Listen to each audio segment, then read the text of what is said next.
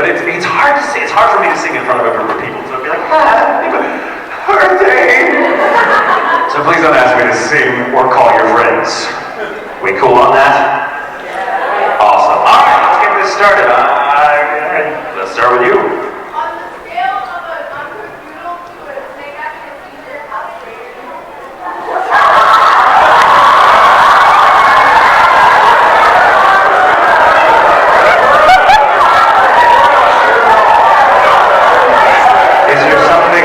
Is there something less straight than a snake having a seizure? That would be me. I sleep on a spiral staircase. I'm pretty not straight. That's my boyfriend over there, you may notice. He's a dude. Yeah. Oh, hey, look at me. This is not me, damn it. He's prettier than me. I don't want you to see it. Love you, man. He's the one over there with the on-point hair, okay?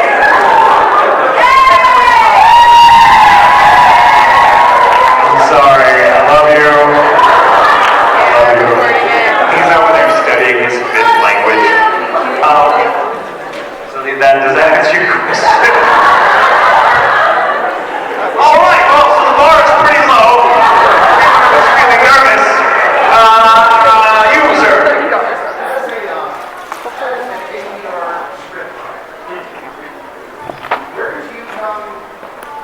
Where do you reach the balance of staying faithful to your original Japanese and adapting it for an English? What a beautiful question. Thank you for that question, brother. So I do, for those of you that don't know, I do a great deal of adaptive writing. Many of the shows I'm in, I also have worked on as a lead writer. A lead writer is a lead adaptive writer who basically sets the tone for the adaptation for the team of writers that work on it. I have probably worked as a writer on at this point, probably at least, I think, 60 different shows over the past 10 years. And incidentally, that's how I get a lot of work as a voice actor, too. I just think, well, there's going to be one character here with a lot of flowery language, and I'll be playing that one. Ha ha ha ha. Everyone's like, get Tatum, no one else knows how to say this word. But the problem we run into, as with any adaptive process, you have your purists who are like, that's not what they said in the Japanese. And we're like, well, no, in Japanese they said, watashi wa whatever, like, obviously that's not what they, And sometimes, you have to take liberties to get across the dramatic subtext of a scene, because what's conveyed, how certain dramatic themes are conveyed in Japanese versus English are very different. They're two very, very different languages. And the mistake that I once made, and I know a lot of people that don't have a second language will make, is that all languages are roughly equivalent, and there's kind of a one-to-one ratio with every word. Like, oh, this means this, and this means this.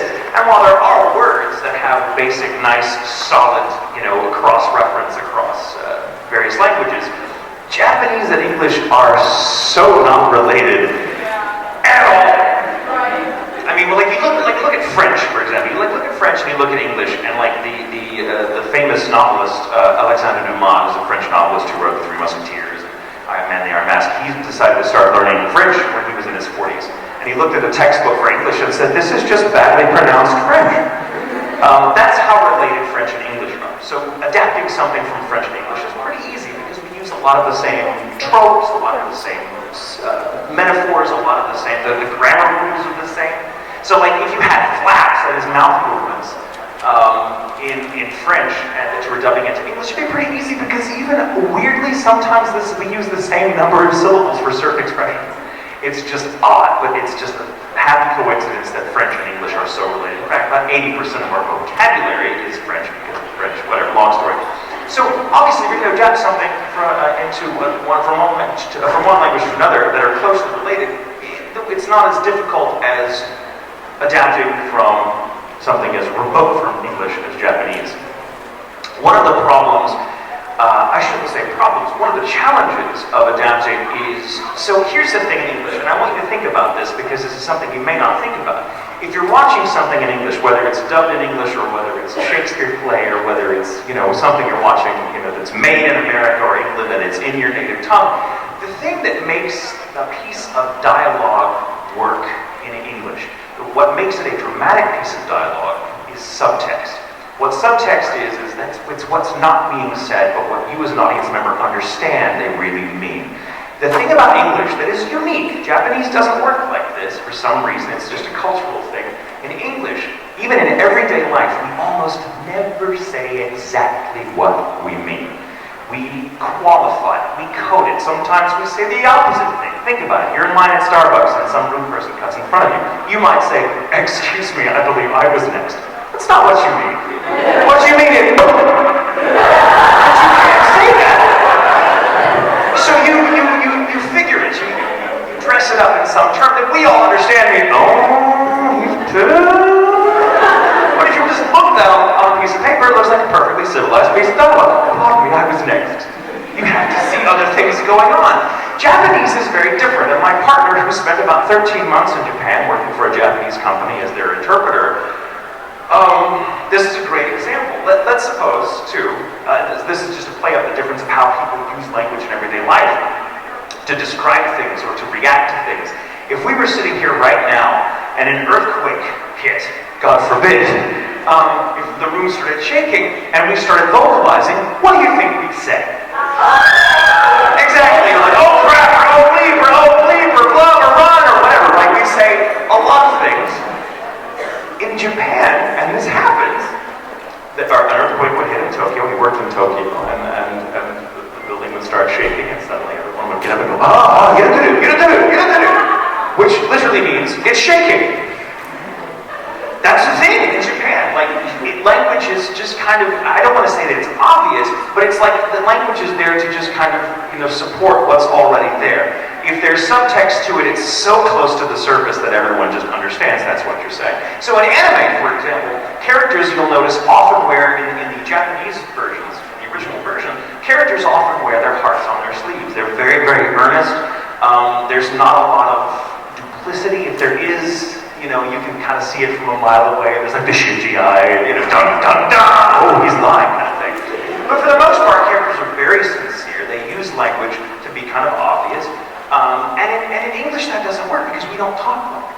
And so to make a piece of dialogue sound to resonate with English speakers, you have to sometimes make the characters say just a little different, but because we understand they mean the same thing, but they're just not putting it in the same phrase. So as an adapter, to get back to your question, it's a very long way to travel, I know, I'm very sorry. But when I'm adapting, our rule of thumb is this. For example, what's important is not so much the words. The words play a kind of ancillary role. What's important is what the character feels and what the original creator wants to convey.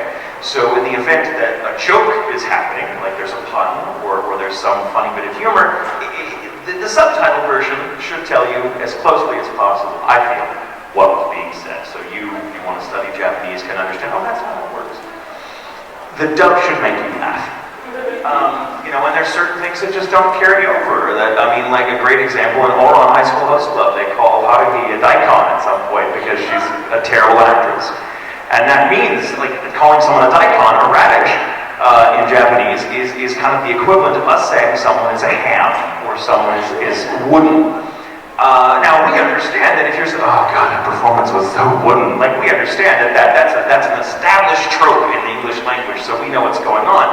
If we had chosen to be like, oh gosh, she's such a radish, it becomes funny for a different reason now. It's now funny because it's a non sequitur and makes no sense. It's like, oh my God, he's such a strawberry, right? What is that? What? And so we're trying to convey. So dealing with stuff like that is always interesting. But as an adaptive writer, one of the most rewarding experiences is getting to see, the dub version of something that you worked on as a writer hit and resonate with audiences just as much as the original did with its first intended audience.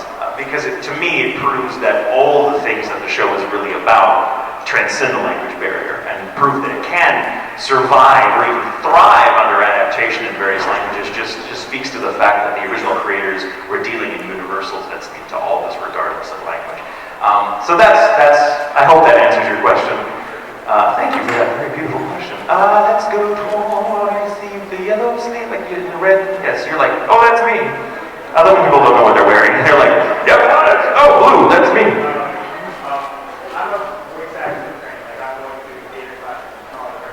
so sorry. I haven't memorized 5 monologues, but it starts in years. That's adorable. I was just wondering, what would you say is the best way to mentally prepare for a voice acting compared to theater? Okay, I'm glad you bring this up because this is more food for thought for you. Show of hands, because I know there's going to be a few of you. Who here has an interest in voice acting, like would like to be voice actor? Now, please keep your hands up for a moment. Of those of you that want to be voice actors, how many of you also would love to do stage or film? Awesome. Most of your hands stayed up, but a few hands went down. Cool. You can put your hands down now. So here's the thing, and you have to be honest with yourselves. A lot of people that want to get into voice acting, and I just know this because I have experience in it. A lot of people that want to get into voice acting are really they're attracted to the creativity of it. They're attracted to the chance of getting to essentially a play, be a character. That's the appeal of acting, is getting to be in another character's skin, kind of inhabit a mind, not your own, and maybe learn a little something about yourself in the process, and to entertain people, make them laugh, make them cry, whatever. There's nothing like it in the world. It is much harder to do with just your voice than it is with the whole apparatus that is your body and the stage setting. So any of you that want to go into voice acting, please understand that you do need training in a traditional setting first. Because the key word in voice acting is acting. And if you don't have a stage background or some workshop, something, acting is not a craft you can learn to do on your own in front of a mirror. You really need to be with other people, do scene work, and actually get in front of a live audience if you can, because nothing will teach you what works and what doesn't about your take on a character like actually getting immediate feedback from the many-headed hydra that is a paying audience. And I grew up on the stage and I learned all these things, but so think about it. When you are on stage and when you are in front of a camera, there are a lot of things that help you create the character, create a believable performance. A lot of things that help you. One of my personal favorite acting teachers, a guy by the name of Sandy Meisner, you may have heard that name if you're taking classes, famously defined acting as living truthfully in imaginary circumstances. Right?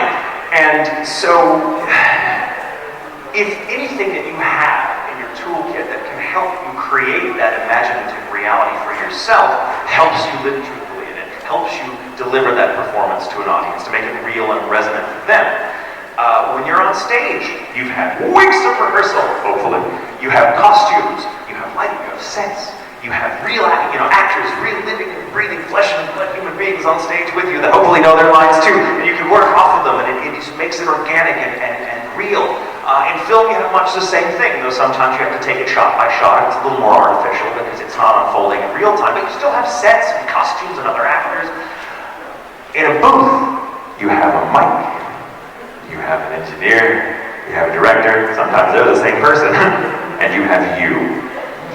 And everything that you would have to convey to an audience with your body and with the circumstance of being on stage, you now have only your voice. So rather than being liberating, it's actually much harder because you are alone and you only have your voice.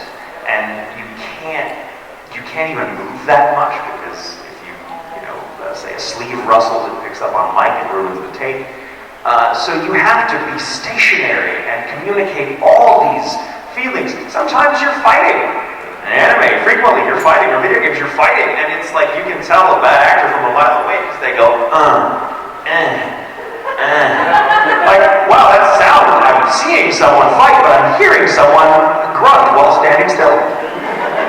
So being able to convey things like that is really, really important to learn how to do, and you have to learn how to act first, because basically voice acting compared to other more traditional types of acting is kind of like being asked to build a house using only a hammer. That's all you get. Not even nails, just a hammer. Good luck, build me a house. And so I tell you right now, those of you that want to get into voice acting because you just don't think you could cut it on stage or in front of a camera or something, please get experience on stage, because that is the granddaddy of the craft, and you need those fundamentals before you even think about getting into a booth to do a voice audition. Notes on just doing auditions in general: be a nice guy. I've seen so many people that come in with that attitude, like, I'm a voice actor and you should treat me like a diva and I want room temperature water and green M&Ms and it's like, what? What? You're like, whatever. So please understand that when you're auditioning, you may be nervous. Awesome, be nervous, use it. No one, if you're nervous before an audition, that just means you're human and no one in this business is gonna be like, oh, you're nervous? Please, I thought you were an actor. Like, no one cares. You just learn to transmute that nerve, the nerves into the performance somehow. So, as I do, and because I still get terribly nervous every time I go into audition for something, especially if I don't know them. And be a nice guy. The thing about this industry is everyone wants to do it. Everyone loves the creative jobs. Everyone thinks they can because we all play pretend as a kid. And everyone's like, well, that's all acting is. I can play pretend. Oh, good luck. Let me explain real quick the difference between pretend and acting. They're related, of course, and you need to be a good pretender to be a good actor, but they're not the same thing. When you're playing pretend, the only person you have to convince of your performance is you. Compare that to having to convince an entire audience of people, many of whom are not rooting for you. Different type. It takes a whole different skill set. You have to learn it. You have to learn the craft in a workshop or a theater setting with other people in real time. I believe that. Anyway, if you ever get the chance to go on audition, be nice, be professional, remember the receptionist's name, because that's just a nice thing to do, and, just be that guy. Understand that however good you are, if you're not a nice guy, there's someone just as good who will get your work. So, hope that helps you. Your hand here. Well, it's not another. Thank God, please, bring the room up a little bit, I need you. Okay, so, okay. If you were to be a we watch more long. You could be like, more like, and so if you could be anyone when it comes to I would be an uncooked noodle. Just for the range. You have the striped thingies on your sleevelets. Good hair, on point, love it.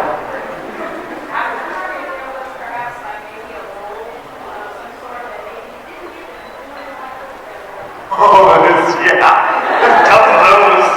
Tons of those. You want everything. This is me with every single part. Oh, I totally want to get this. I've never gotten an audition going, oh God, I hope they don't choose me. I don't like getting work and making rent. So that's the thing. So first of all, I will never tell you the roles that I didn't get because they went to someone else that I know, and I don't want you to think of, oh, what if Tatum got? No, because their performance was great. Every time it happens, it's always a friend, someone you know in.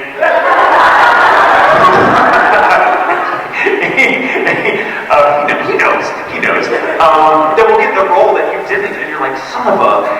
But then you go and watch it, you're like, oh, okay, but you're so awesome, you're so great. I don't even think of myself as in the role anymore.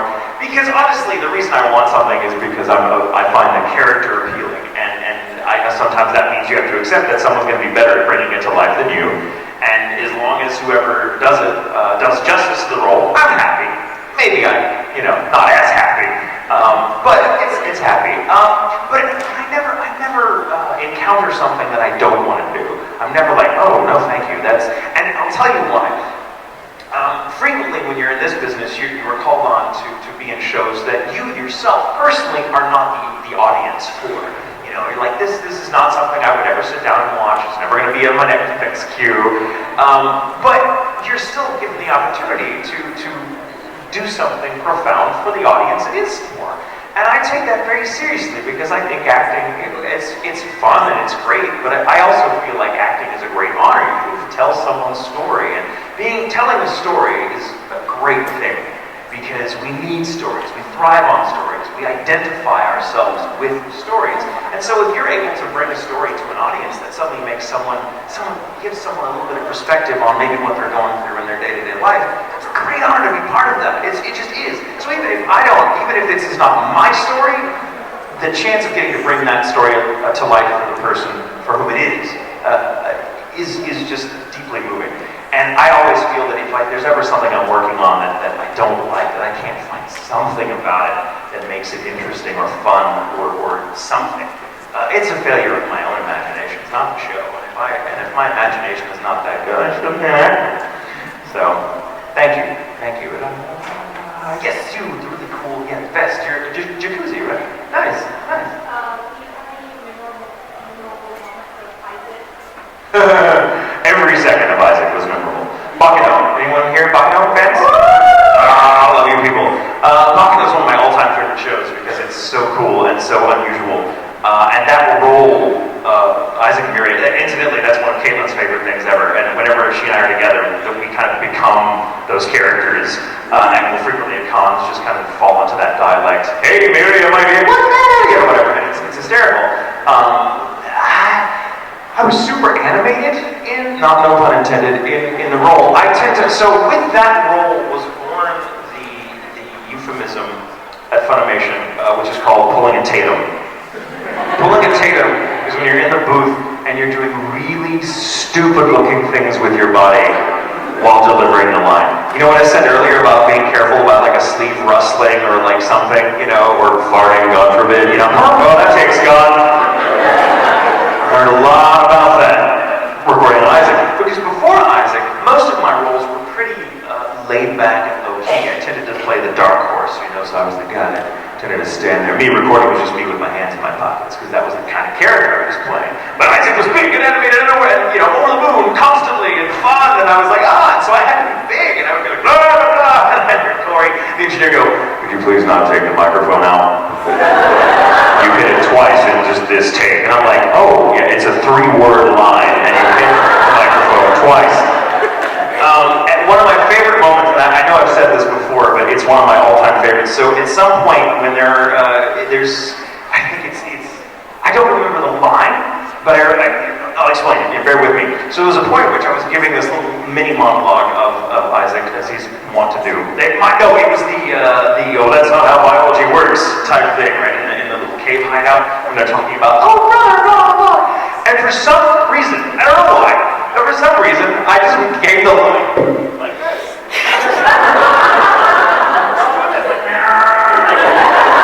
I was 8 all over again. Yeah, Transformers!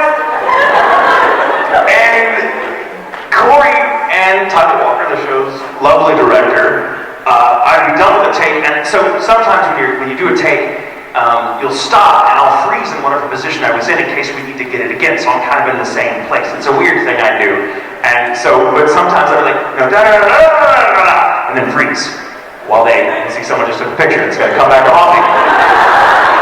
And I'm freezing in this position, and then nothing's happening. I'm not hearing the playback. Whatever. Slowly break position, look out the glass at Tyler and Corey, who are holding each other, laughing. I'm like, what the hell are you doing, Tatum? What is that? And I'm like, shut up, it's the character. I don't know, it's what I'm feeling. Do you like to lie? Then leave me alone. And fast forward about an hour or two later, we're working a different scene, and Isaac and Miriam. So I turned to Tyler, like, hey, Tyler! And I'm like, I know this guy! So that became a Tatumism. Like, if you do things like that in the booth, and that was born. Let me tell a really quick story that I love to tell about Isaac. Everyone's like, you don't have a quick story, Tatum. There's not a quick story in you. Right after that premiered, I was at a convention in Boston right before opening ceremonies, and I had to pee so bad. I'm like, they're gonna call me on stage, and okay, now's my chance, I gotta go. So I'm like, I'll be right back, and all the staff were horrified that I just disappeared. I'm like, like just completely by myself, going to pee. Girl, man, what can happen? I go to the bathroom, I'm at the sink washing my hands. Next to me is a really badass looking Isaac cosplayer. Cowboy Isaac, with the hat and the bandana and the guns and everything, and I'm like, and I turn to him, and in the least Isaac voice I could manage, I was like, excuse me, are you cosplaying like Isaac from Bakano? And the guy turns around, yes, as a matter of fact, oh my god!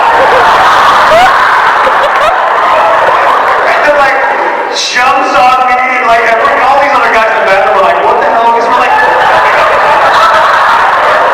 this guy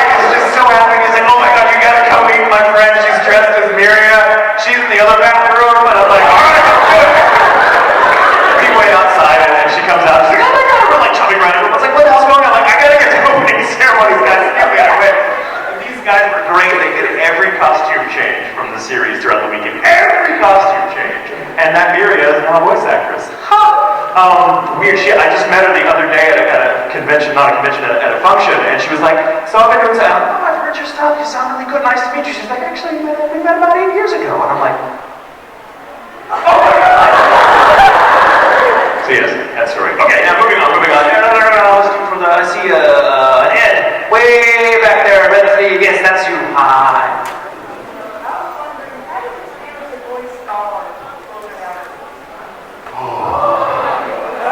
Scar is really tough on the vocal cords. So Scar was awesome because I am a big fan of the whole Full Metal franchise. Love the manga, love the first series, love, of course, Brotherhood. But I had never. Oh, thank you. I feel like the Wicked Witch of the West. Or East, excuse me, East. That was the one that was killed by a house. So when I got the chance, the original show lapped before I became a voice actor, so I didn't get to have anything to do with it, except I did get to be like Soldier A in my very early days as a voice actor. I got to be Soldier A, the Conqueror of Shambhala. And that is a red letter day, let me tell you. When I came home, I'm like, I got to be a woman. And I was really excited about that. And then like fast forward like 5-6 years, and Mike McFarlane, who by then is a good friend of mine, is like, Brotherhood's coming on the wire, and it's basically more on the manga. And Damien, for a variety of reasons, can't reprise the role, as wonderful as he is. So, do you want to give it a shot? Which my response was, and somewhere in Funimation is saved on a hard drive this, which is my very first line of Scar, which is, I believe, foolish alchemists who turn their backs on the ways of God shall be punished. Followed by, that's what I call my voice in Scar. You're like, woo, with the glasses. You got like, I think, red glasses on.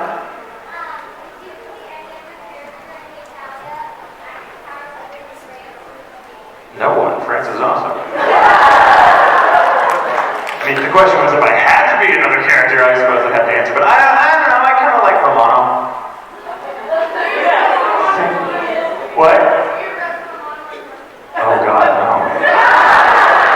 I love how you're so like, do it. I'm like, sorry, darling, you didn't pull the string far enough. Give me a line. What's a line he says? You don't even know. Ordering me around.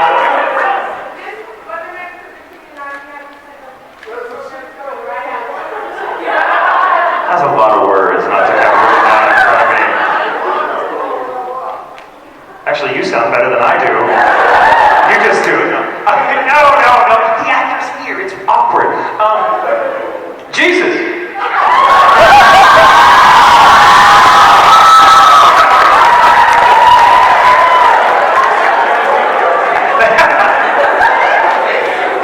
Guys, he's come back.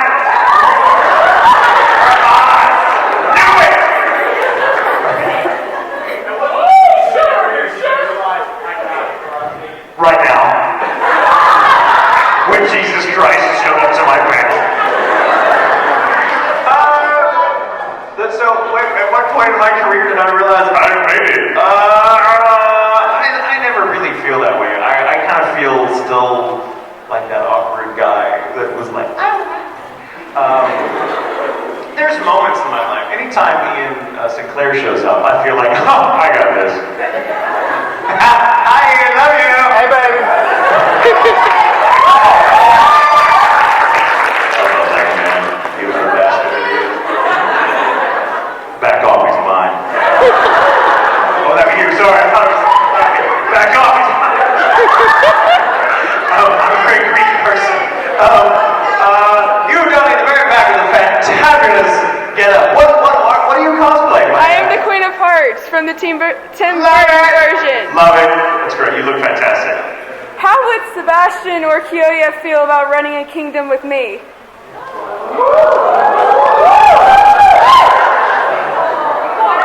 Kyoya would be fine because he'd end up stealing it from you. Sebastian, I don't know. That just depends.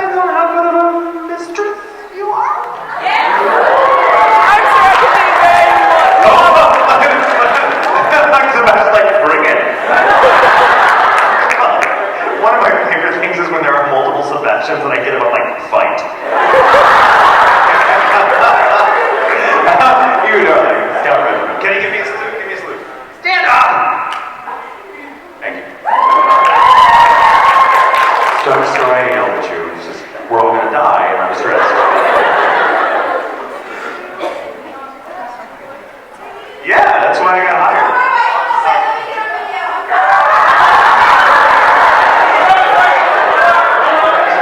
Let me know when you're ready, darling. No, you would go. You would full battery. You got okay. Is it which line? He's like 3. All right. Can you promise me not to shriek afterwards? Liars. All right. Here it is. The only time I'm doing it.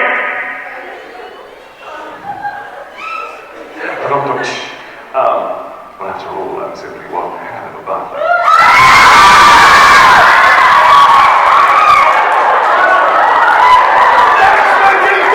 Let's get something really clear, all you ladies that just had a little freak out. You do know that Sebastian's a demon. Even the mic is dumb. Sebastian is a demon that wants to eat your soul. You feel me?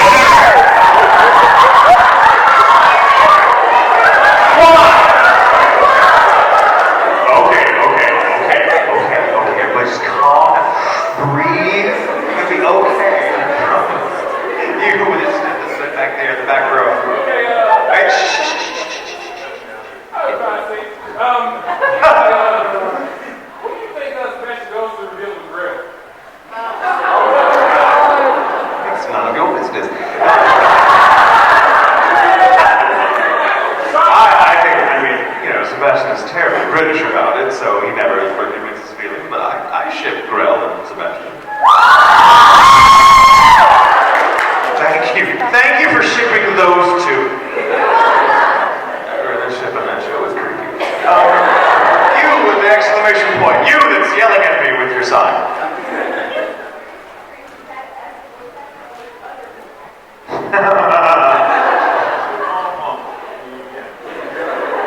Greatest experience I've ever had as a voice actor or with other voice actors. I love the implications that I'm not a voice actor with other voice actors. Like, how weird is it when you're a voice actor or when you're around real actors? I'm so kidding.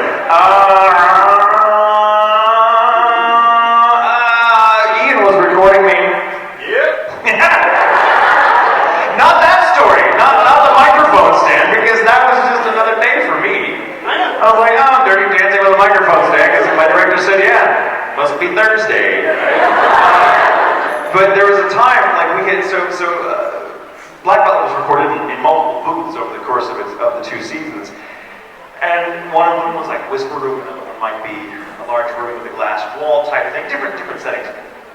And I love messing with Ian because Ian is so much fun to mess with. And you bond with each other during the course of this show because we spend so much time together in these little rooms, bringing these shows to life. That you become family, and like family, you mess with each other. And Ian has this habit, and it's unique to him, where as animated and as vivacious as Ian is in everyday life, and he's one of the most animated people I've ever met in my life. I envy it, actually. His energy is boundless. When he is directing in the chair, he is either standing up, looking at you and going, dude, like directing you the way like a proper stage director would orchestrate you to do something, which is really amazing. Or he is chained to that computer monitor and completely unaware that the rest of the world exists. He's not looking at you, he doesn't want to see you, he just wants to hear your voice and see it with the face on the screen, on the animation. And I would be cracked up by this because I look over and not even see it. The monitor would be blocking his view, or my view of him, and I'd be like, hi, and he'd be like, that was really good. And I'd turn out, nothing. Where are you? There we go. Hi, Ian.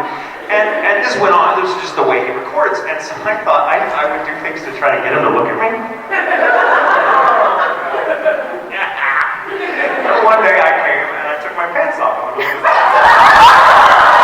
was wearing stuff underneath it. I had like the cool, you remember the cool boxers with like the silk boxers with the skull and crossbones on? You see, I'm appropriate. And I was just like in the middle of the take, I was like, zip. And I made sure to do it in the middle of a take so that the engineer, Kevin, was like, we got some weird stuff. Ian, not missing me. Yeah, give me another one of those, please. Not even seeing it. And I'm like, really? Because even Kevin is like, I'm like, all right, I'm gonna come in for another take. So the pants would come off a little further for the next take. A little further, and we kept doing it, and Ian had no idea. Basically 2 hours later, the only reason Ian figured out, or finally realized I was only in my boxers at that point, and a shirt, was because I'm like, can I take a potty break? I said it's about, can I take a biological? And he'd be like, yeah, let's take a break. And I walk out, he didn't even see it then. I had to go out into the studio, which walking past Mike and everyone else going, Tatum, I'm like, hey, recording Black Belt. They're like, go do my business, come back, and he's like, what are you doing?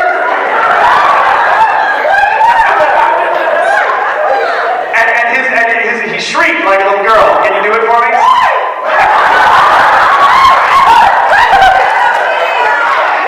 And so I'm like, thank you. Now I can put my pants back on. It's cold, you son of a bitch. So that was one of my favorite experiences. You.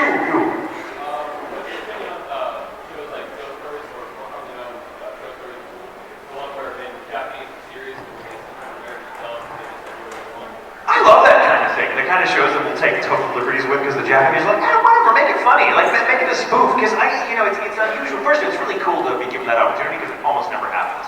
The Japanese are very, even doing a blooper reel or like releasing a blooper reel on a DVD is almost never happens, because the Japanese just culturally are horrified by that. They're like, why do you want to see us messing up? No. Then you might as well ask a doctor, like, can you give me a video of like your most botched surgery? Like, to them, they're just like, they do not understand, and they find it morbid that we like that kind of thing. Even if it's a comedy and it doesn't really go against the tone of the show.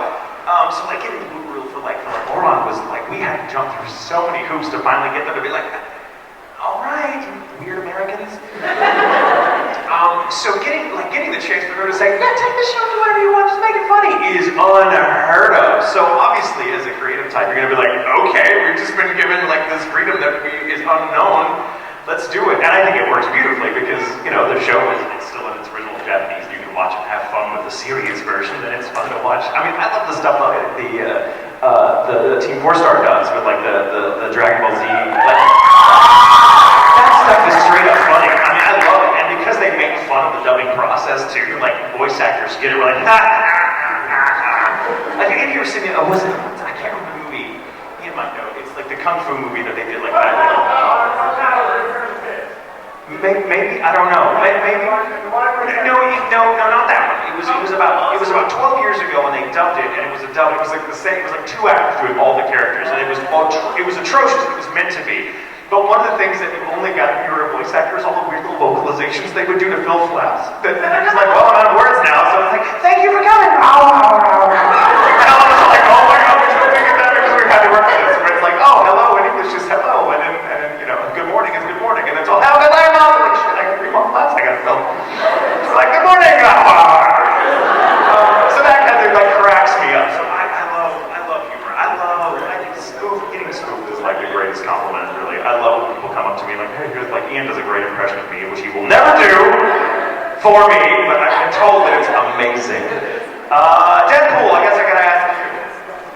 Would you strip for $5? Not for 5. None of you have enough money.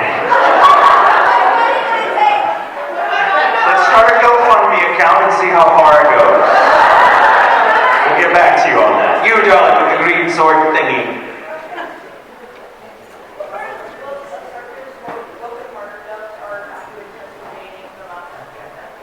Oh, I just love the chance to get to be Sebastian again. So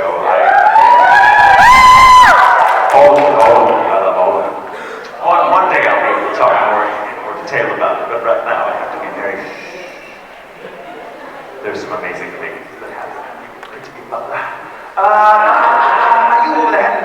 so much. Yes, you.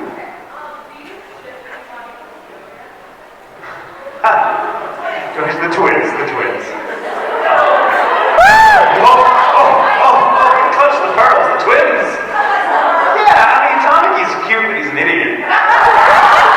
Let's face it, he's a moron. I mean, he's a lovable moron. He's very creative, but like he would drive Kyoya crazy. And Tamaki doesn't swing that way. But the twins is like you get the best with both of them together. You get all the good stuff that Tamaki has, plus brains. Yeah. You are too yummy to know what that is. You there, yes.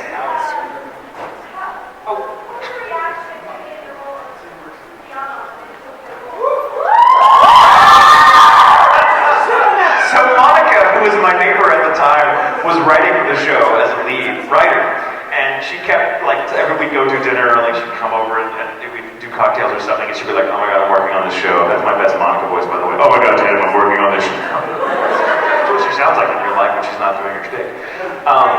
She was like, "I'm working on this show, and I swear to God, the Japanese are daring you to play him." Because I'm like, he speaks French, he's ultra flamboyant, he dresses like you, and I'm not kidding. There are several of his outfits, I'm like, I have that at home. Yes, I know who I'm cosplaying, finally. I'm like, oh, I have that very express shirt at home. That's a good choice. On point. Yeah. And then, so it was really funny. Now, I will tell you, I got to, Mike McFarland gave me the chance to come and direct on Tokyo Ghoul as well, which was great fun. We had to do it so quickly that he needed the help, and I was glad to do it. And he was like, "Do you mind directing yourself some? Because I feel like you know this guy, and you speak French better than I do, so you'll know the French stuff." I'm like, "Yeah, I'm good. I know. I feel like I know this character." And plus, my neighbor was writing, so we were all very close knit about it. So we get in, and we had a new engineer named Dominic, who I love. I call him Dom. He hates it. And he was a great guy, brilliant man. Good engineers work their way to goal. They do not get enough credit, but man, engineers make us sound great, and they deal with some of the most ridiculous things in the world, like as follows. I had to do the handkerchief scene. And I watch it, I'm like, hey.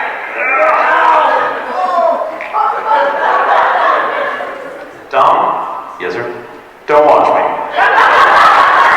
Just gonna get a couple of passes, like when I'm done, just go right to the top again, maybe 3 or 4, and we'll cut and paste, choose what I like, whatever, but just do not watch me. You don't want to see what I have to do to make this work. Oh no, I can't. You are not old enough, nor do you have enough money. So I was doing these things in the booth, and when I was done with like the 3 passes I did on it to start, I look up and Dominique's eyes are locked on me going, "What the hell is wrong with you people?" And then I brought Mike in to look at it and be like, "What do you think of the scene?" And Mike is cracking up thinking, "Oh my God, I love this. This is so great." And Dominique is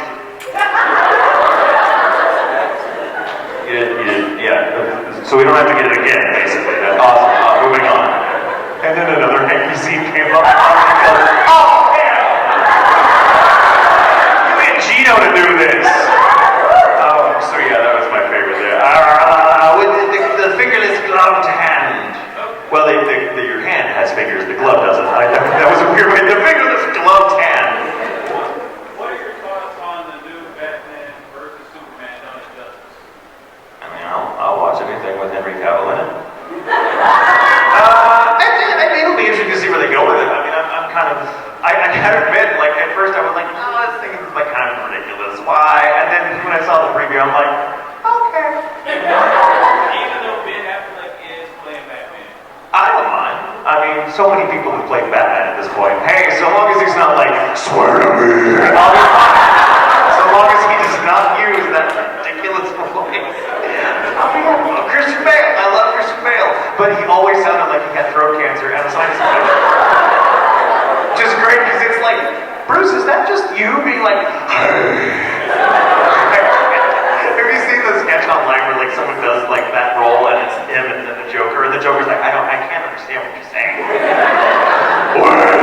Again, I can't. Can you phonate a little better, please. Like, it's hysterical. Are you telling me I have 5 minutes, or are you raising your hand? I have 5 minutes? Awesome, I have 5 minutes. So, let's do a little lightning round. Quick question. You were waving your hand there in the black shirt. No, that's weird. He's 12. I do not ship Sebastian and Seal because Sebastian looks like his dad. I don't want to name him. I don't know. He totally looks like his dad. Look at the picture on the top of the stairs. It looks like his dad. It's not canon. They did not. It's not canon because it ain't in the show. It should be shot out of canon. It's weird. It's weird and it's not sexy at all.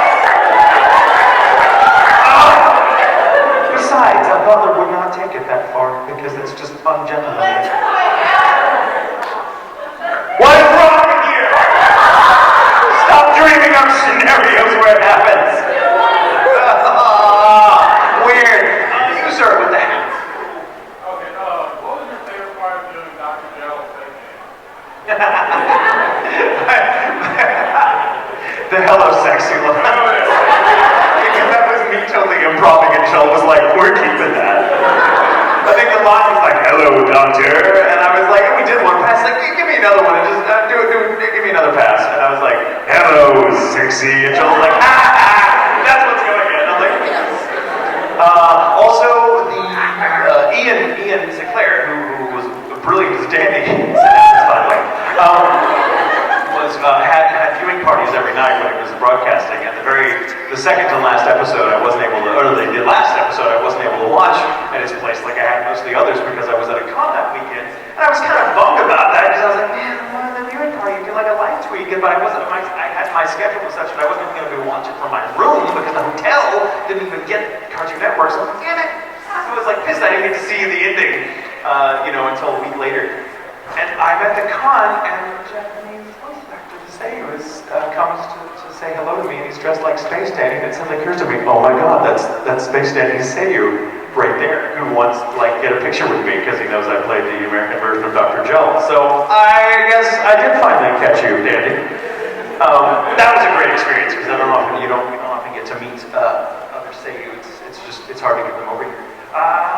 You with the key. You're like, awesome, fine.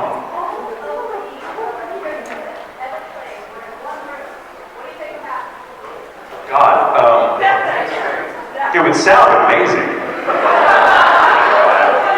I don't know, Battle Royale? Yeah, I think we all know Sebastian and Kyoya would be the last one standing. The Tumbleweed would have left. Tumbleweed would have been like, I'm out, y'all. I'm just out. Yeah, I think after the smoke cleared, the only people standing would be Sebastian and Kyoya, and they'd look at each other and be like, I like your style.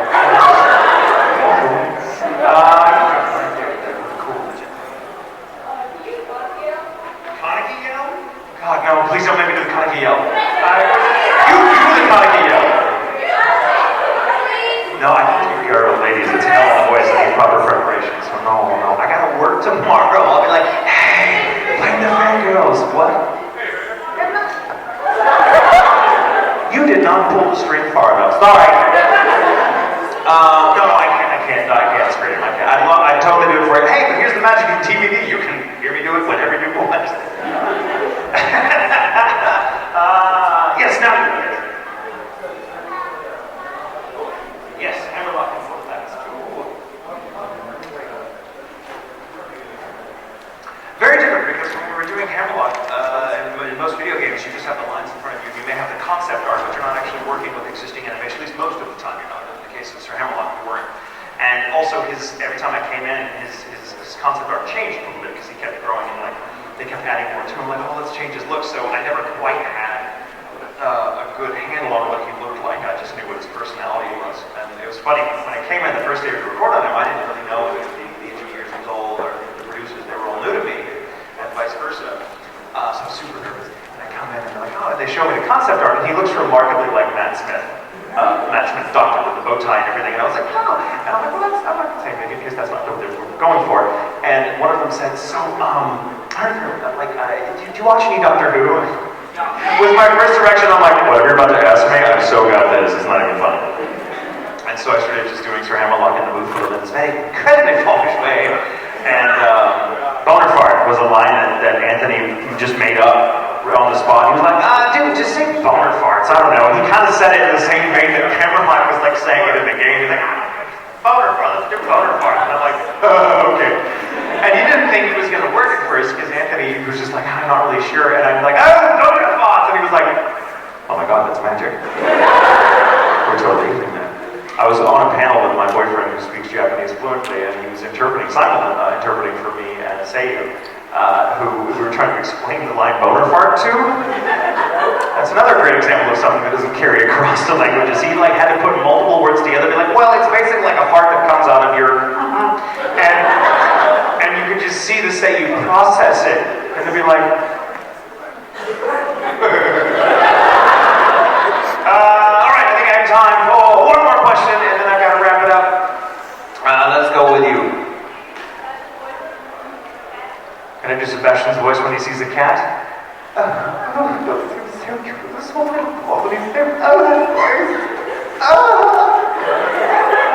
You're so okay. I can one more question. I can one more question. You.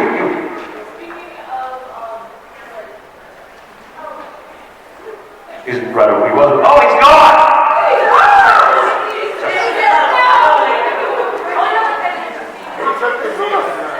I've seen bits of it, yes.